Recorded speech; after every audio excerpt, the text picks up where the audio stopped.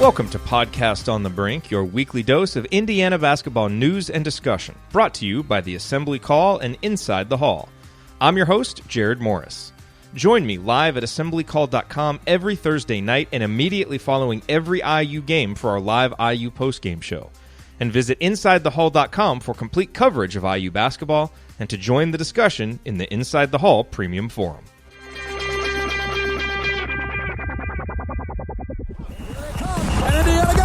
Indiana football is back. Hoosiers are threatening at the 3-yard line. Nothing beats game day in Bloomington, so get your Indiana football tickets now and be at family-friendly Memorial Stadium as the Hoosiers take on Eastern Illinois for the 2019 season opener on September 7th. Adult tickets are as low as $20, and as always, youth tickets are just $10. Visit IUHoosiers.com for more information. Either 10 to 5 touchdown. How about that?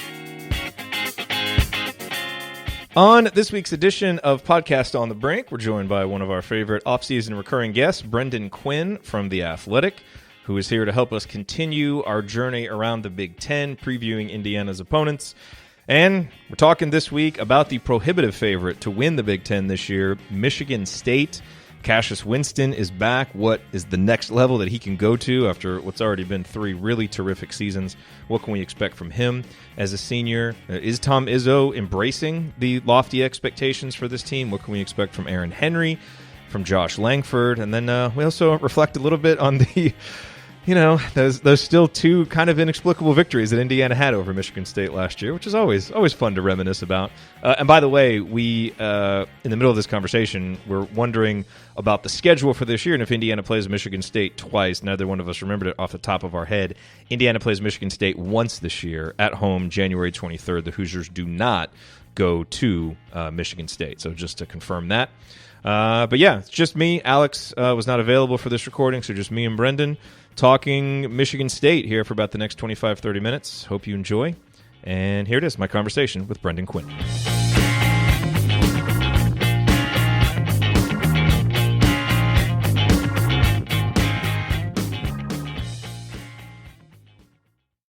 All right, and joining us this week on Podcast on the Brink, the great Brendan Quinn from The Athletic, one of our favorite recurring guests, to talk about the Michigan State Spartans. Brendan, how are you doing? Thank you, as always, for taking the time to join us. This is my off-season tradition, unlike any other. Make sure that I join the pod and talk college basketball at a time of year when no one else is particularly interested in talking about college basketball. It's great. Except people in Indiana. This is true. We'll always talk college basketball. By the way, podcast. I was just in Newburgh. Oh, were you? Indiana. This past week, that's right, at the Corn Ferry Championship. Wow. It's the minor leagues of golf, yes. Yeah, wow. Right outside Evansville. Very cool. Very cool. Mm-hmm. How was that experience? It was different.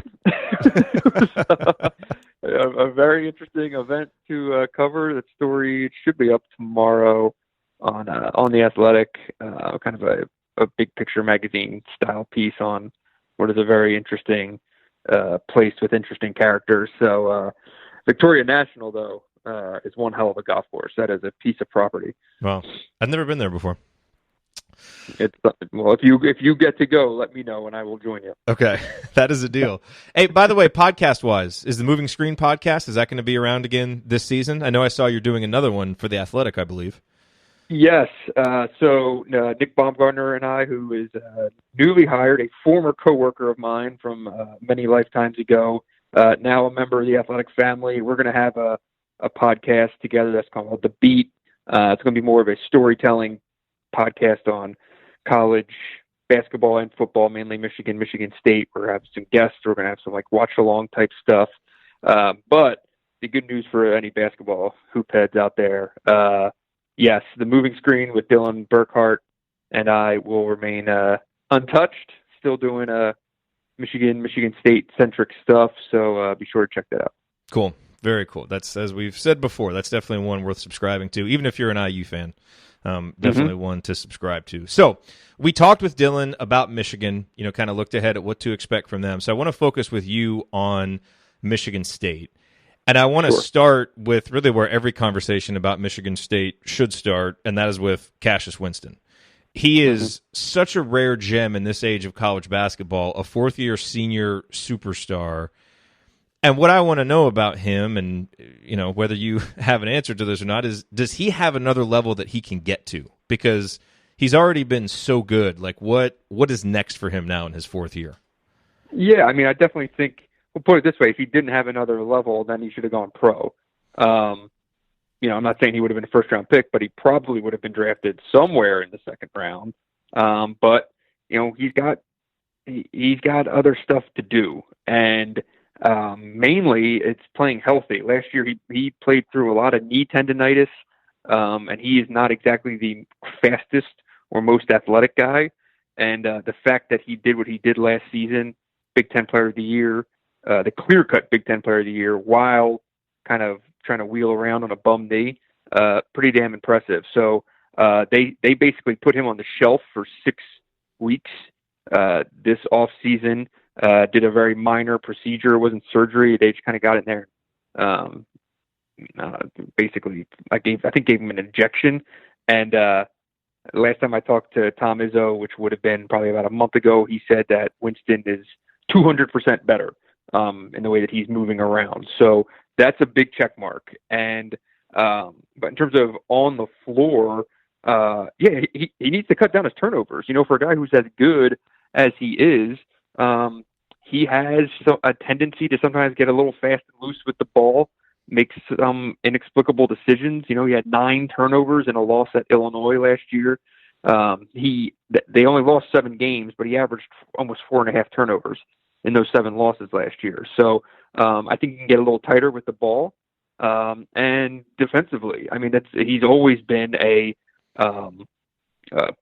I think what you would call a poor defensive point guard. So if he can get that up to average, that would be pretty good. And I think maybe a healthy knee would aid in that growth. But yeah, he needs to be a better defender and needs to be a little bit tighter with the ball. I think he can do that. I imagine you'll probably see his scoring numbers maybe drop a little bit this year. He averaged, I think, like 19.5 in Big Ten games. I don't think he's going to need to do that.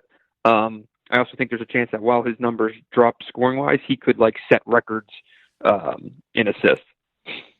How does Tom Izzo approach defense with Cassius Winston? I mean, we know that he's always been, questionable at best defender, but he carries such a heavy load offensively and does so much for them offensively. I mean, is it where, I'm sure Tom Izzo pushes him to be a better defender, but how much is he pushing him given how much of a load he carries offensively?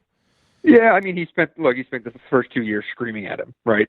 And it was all mainly about defense.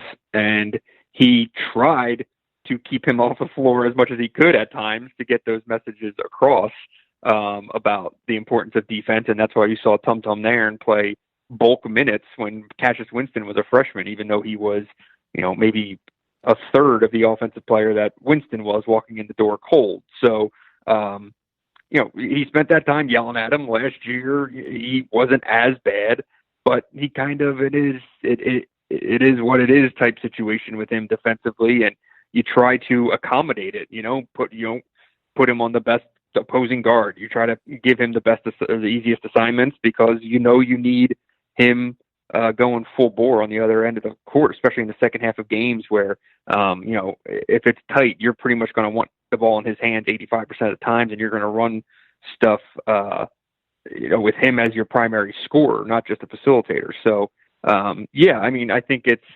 you roll with what you have at this point with when it comes to his defense. How is Tom Izzo approaching this team? Is he embracing the national title expectations and kind of being a national favorite? Is he kind of all in with that?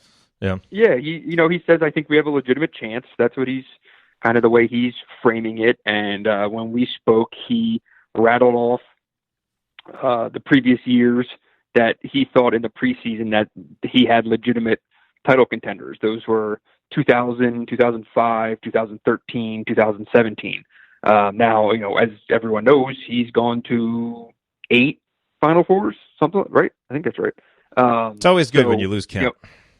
Yeah, exactly. So he can take teams that he might not even have expected of being a Final Four possibility and take them to the Final Four. But, there's a difference between a Final Four contender and a national champion. And this team is very well built, I think, in the modern picture of what teams win national championships, because for all the one and done stuff, well, you look at some of the great recent teams, Villanova 2016 and 2018, North Carolina 2017, Virginia last year, right? Experienced, returning guys, lots of depth. Those teams are the ones that actually win the whole thing. And the other team, the Dukes and the whoever and the Kentuckys might get all the attention, but those are the teams that actually, cut down nets in April. So that's the makeup of this Michigan team. It is the best point guard in the country who's a senior, bookended by experienced returnees, another senior guard with a ton of experience in Josh Langford, legitimate pro prospects in Aaron Henry, Xavier Tillman. I don't think they're hiding from what the season could and maybe even should be. You mentioned Josh Langford. What are the expectations for him? I asked Alex what questions he wanted me to ask you, and that was the first one that he said. He said it seems like, some of the preseason buzz has him as a top player in the league. He's not sure he really buys that. What do you expect from Josh Langford coming back from the injury? Well, last year he had the preseason buzz of being a top player in the year in the league, and rightfully so. I don't think it panned out. I think he was okay for the first half of last year before he got injured. But I thought that there was maybe the possibility of first team All Big Ten, potential All-American, probably his last year in college. This is a guy, Langford was a McDonald's All-American, 5-star, the whole deal, expected to be a superstar. And that was supposed to happen last year. It was not trending that way. He had some really nice performances, but it wasn't, it was far from being a dominant showing. His game just had not matured in certain ways that you would hope for. Now, coming into this year, there's two big questions. It's, will he be 100%? And if so, when? I'd be a little bit surprised if by the season opener against Kentucky at Madison Square Garden, if he is full go in the starting lineup. I'm not saying he's not a starter, but I'm saying like at 100%, the guy who you might expect him to be. I would imagine, and Tom Izzo indicated this as well, that it could be a situation where into December is when he's really kind of knocks the rust off and is himself, so to speak. So, it might take a second. And so however that plays out, who knows? That's a total guessing game. But once he is healthy and once he is the primary two, what type of player is he? Right? I don't think he can be your volume scorer, volume shooter on this team. He can be a guy who certainly scores double digits and is a major piece and has his nights where he's, the guy getting primary looks, but you don't need Josh Langford taking 15, 16 shots a game. And you especially don't need Josh Langford taking those step-in long twos that are kind of just been his thing. When we've talked about it ad nauseum on our podcast, he's always just been some efficiency issues in his shot selection. And with the extended 3-point line, it's going to be a big question of if that helps or hurts in that shot selection. He's taken just a ton of 16, 17, 18, 19 foot shots that are they're just not quality looks. So, when he's back, does the time away influence the way that he thinks about the game, the way he thinks about half court offense, the way he thinks about what's a good shot in transition? He's a guy who will take up a long two on a 2-on-1 break, on a stepping across the 3-point line, where you're just you're shrugging your shoulders and saying, I just don't get that. So, what is he like as a basketball player when he gets back is huge. And, it very well could be one of the three questions that determine whether this is a team that fulfills, the loftiest of goals. Another big question that seems like, will help determine that is how Aaron Henry progresses. And he's a guy that Indiana fans are always very intrigued by because he's from Indianapolis. And, You sometimes you see guys like Henry, freshmen, who really come on strong at the end of the year, and there's all kinds of breakout buzz for them as sophomores. Mm-hmm. And it seems like they can kind of go in one of two ways. To kind of put it in an Indiana context, it can be like an OG Anunoby, where he takes it and just continues to ascend as a sophomore. Or some guys are like Justin Smith, and they kind of struggle as a sophomore and can't quite get back to that consistency they had at the end of their freshman year. What do you anticipate from Aaron Henry this year as a sophomore? Yeah, I mean, I'm certainly very high on Henry. Just love the way he plays, and he does a lot of little things. He's a great defensive wing, really good athlete, smart player, and I've always kind of felt like the guy who was seen for long swaths of the Big Ten season last year is not really the player that Aaron Henry is. He couldn't shoot for like 2.5 months. November through February, he had one double-digit performance in 29 games. Over one stretch, like a 22-game stretch, he went 2 for 15 on threes. It's a guy who was like basically a 40% three-point shooter at times in high school. Like he can shoot the ball. He is an offensive player, and his head was just kind of spinning for a lot of his freshman year, and he got a lot of minutes because he can play defense and rebound and do other things, but he was a non-entity on offense. You could sag off him all you wanted, and it was a detriment, if anything. And then when he came on at the end of the year, I think you saw a lot more of what he is. He made 8 of 16 threes in the last 10 games of the year. He had a great performance against LSU in the Sweet 16. He's a really good all-around ball player. There's a reason pro scouts are very interested in him. This could be, certainly if he plays the way he did in the NCAA tournament, this will be his last year in college. But there are other steps for him to take. Tom wants to be able to see him maybe get the ball and play out of an occasional ball screen and kind of give Michigan State an additional option with the ball. If he can do that stuff, that would be a huge step in his development. But we'll see. Like you said, it's always so easy that you take the best two performances in the last month of a year and be like, well, that guy can just replicate that as a sophomore and he'll be an All-American. Yeah. It's rarely that easy. Besides Henry and obviously a guy like Xavier Tillman, who I think we all expect a lot from, who are some other guys that are potential breakout guys this year for Michigan State? It'll be interesting. I mean, the 4 position is such a huge question. They lose Kenny Goins, who was probably one of the more underappreciated players in the league, a top 5 rebounder in the conference, and he kind of helped evolutionize Michigan State's offense over the course of last year, really. They went from having no option in that spot at the 4 in terms of scoring to having a pick and pop 4-man who was suddenly a legit threat. He was making 2 threes a game over the final 20 games of the year. And that was one of the major reasons they kind of took off and had that run at the end of the year. So, who fills that spot right now? The name that is kind of being bandied about the most is Malik Hall, who's a freshman. He's coming in from Kansas, kind of a skilled hybrid, like 3-4 man multi-position player. He can defend multiple positions.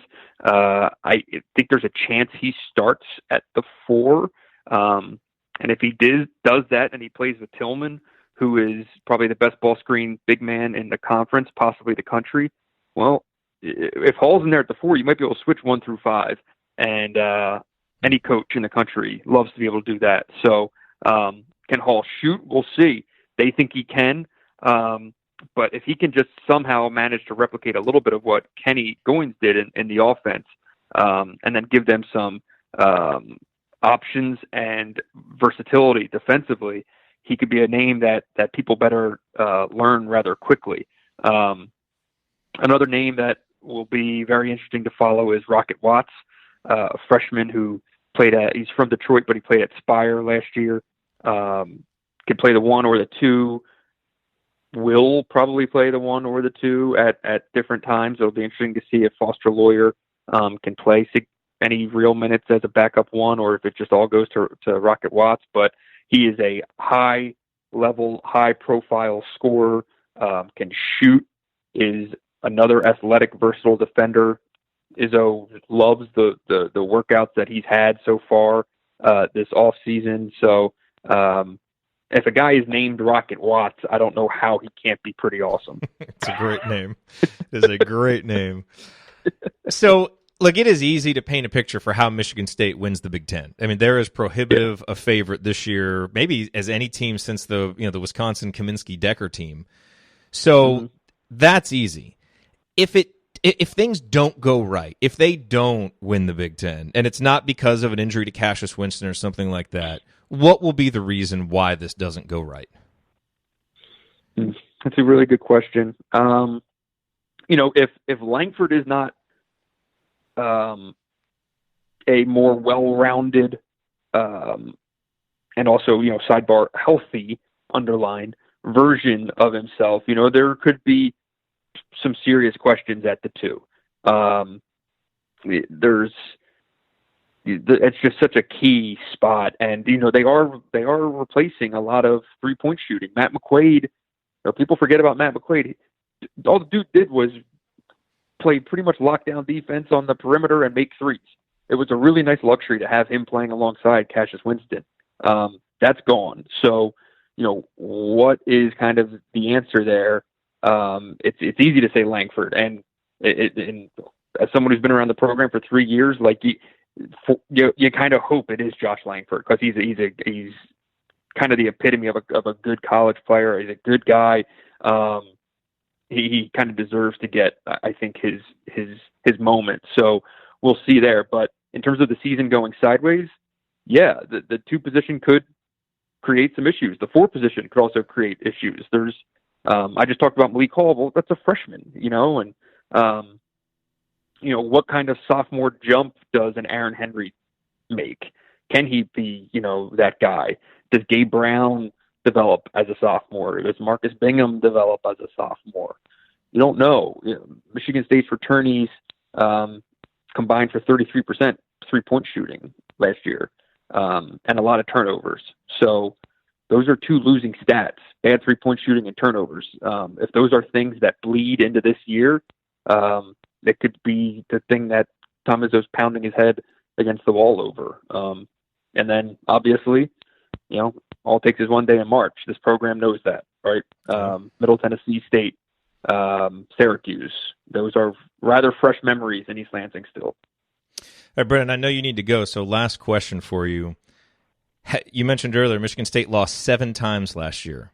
2 of those were to Indiana. Have you wrapped your mind around how those 2 losses happened, and how often are you going to remind Dylan this year that he picked Indiana to win the Big Ten last year? I mean, I'm going to be reminding him of that 10 years from now. Yeah, that was a strong hopefully opinion. 10 years from now it looks like he was just a year or 2 early, which time will tell. We'll see. Yeah. We'll see. But it is crazy. I remember that game at Assembly Hall. It was a tight game. I think it was in the low 60s. Yeah. And I believe that was the last game Michigan State lost until Texas Tech in the national semifinals, and that included beating Michigan twice. Once in the regular season finale for the regular season championship, and in the Big Ten conference championship game, and then also a win over Duke in the Elite Eight. The fact that team lost to that Indiana team twice, and once at home in overtime, was just inexplicable. I mean, other than guys kind of playing a little bit out of their mind. Who was it at the game in East Lansing who just came? I think he hadn't played a few games. Maybe Devontae Green. Hadn't played it in a number of games before that, and then came out. And Indiana went 10 of 20 from 3 that game. Yeah. It's just they just kind of had their number, and I don't know. Well, it would be pretty amazing if it happens again this year. No, do they play twice this year? I think they only play once this year. Don't quote me on that, though. I'm not sure, but I think they only play once. No, but I'm sure Izzo and Izzo and Dane Pfeiffer both had their fingers crossed Yes. for that. Oh man, those games last year were crazy. But after all the misery we've had against Michigan State, I suppose we were due for a good year against them at some point. So were those games beacons of light, or did they only make all the losing that much more frustrating when you beat a top 5 team in the country twice? I think both. They showed what was possible when Indiana made outside shots, which we knew was an issue all year. But, then it's like the home game where Justin Smith plays great and you kind of slap your head and it's like, where's that? Why can't that happen consistently? So I think it was both. It's always fun to celebrate a victory over Michigan State. But yes, it's like, well, then maybe if you just don't lose 12 out of 13, you can be a tournament team, So it was, I don't know. The bizarre thing about those wins was that like Romeo was nothing in either of them. Well, he had nothing to do with either victory. I would push back on that. He was 6 of 18 in the game at Michigan State, but he made a few huge plays late that really only he could make to score to send it to double overtime. Bad shots. He did. No, he did. But he hit the go ahead 3, and then he had that floater that I think put it into overtime. Now he was terrible in the home game, but he did have those big moments late. Because they didn't have Morgan and. They needed someone to just go get a bucket, and he did. He wasn't efficient, but he did have a few big plays that game. Fair. But alas, we'll see what happens this year at Michigan State. I always enjoy watching Cassius Winston play. Not so much against when you're watching him against your own team, but it'll be fun to get one more go around with him because he's a wizard. Watching him in person was incredible. So yeah, and as anyone who is college basketball centric. It's like you feel bad saying it because it's not for his own well-being, really. But it's like, what? Thank goodness Cassius Winston's maybe a half step slow and can't jump too high, because I want to watch him in college basketball. Whether he plays for the Denver Nuggets or whoever, I don't really care. Yeah. So, I like one of the Nuggets I pulled up for my season preview on Michigan State that ran on The Athletic a couple weeks back was. He's the first returning AP first-team All-American in college basketball since Doug McDermott at Creighton. And he's the first returning AP first-team All-American guard in college basketball since J.J. Redick. So it's pretty unique. Everyone there was the big hubbub when Miles Bridges came back to Michigan State. But, in the end, this year, if things go the way that they could and Tom Izzo gets a second national championship, Cassius Winston going back for his senior year will end up being far, far bigger than Miles Bridges ever going back for his sophomore year. Yeah, it will. Yes, it will. Well, Brendan, thank you so much. We always appreciate the time, always appreciate the insight, and we'll look forward to hearing more of it on the Moving Screen Pod and reading you on The Athletic this season. Always my pleasure. Thank you very much. Yep, thanks, man. Thank you for listening to this episode of Podcast on the Brink. We always appreciate you being here. Remember to join me and my co-hosts for more IU basketball talk at assemblycall.com and visit Alex over at insidethehall.com for complete coverage of Indiana basketball. If you want to support Podcast on the Brink, here is the single best way to do it. Tell anyone you know who loves IU hoops about us and suggest that they subscribe. Podcast on the Brink can be found on Apple Podcasts, Google Podcasts, Spotify, and everywhere else podcasts are available. Tell your social media followers, email your friends, text your family members. For weekly discussion about IU basketball, they need to be subscribed to Podcast on the Brink. We'll talk to you next time. Go Hoosiers.